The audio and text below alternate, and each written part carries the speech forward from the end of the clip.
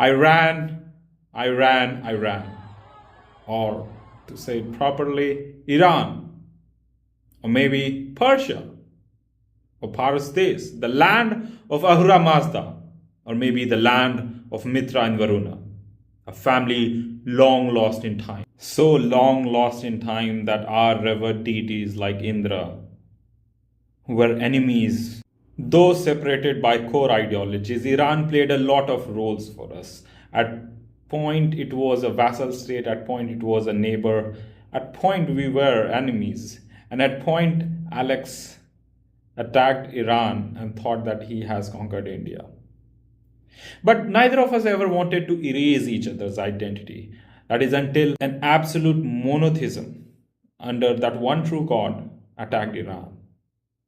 It's hard to know if it was the preoccupation or the ignorance of the Indian kings that they were not able to extend the helping hand to the falling people of Iran. Or maybe they couldn't recognize the nature of the beast and thought it was just another war. Within a few decades, it fell and it was a completely different place. And right after that ideology gained foothold in Iran, it became one of the biggest breeding ground for relentless, atrocious, barbaric attacks launched upon the Indian subcontinent.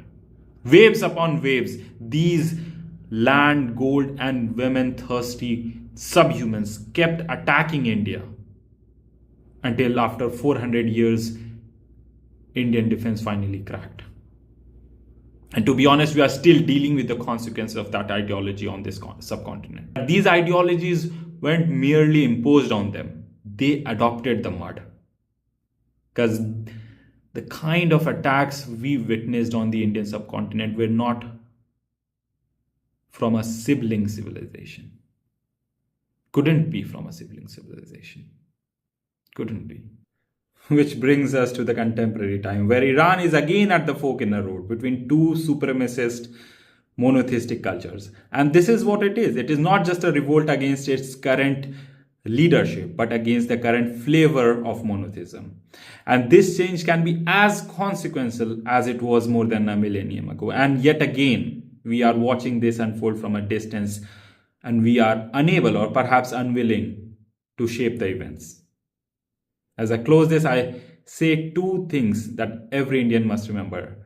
That the Vatican erases natives' culture much more surgically than its counterpart, and that India's security on the Western Front do not start at the Indo-Pak border.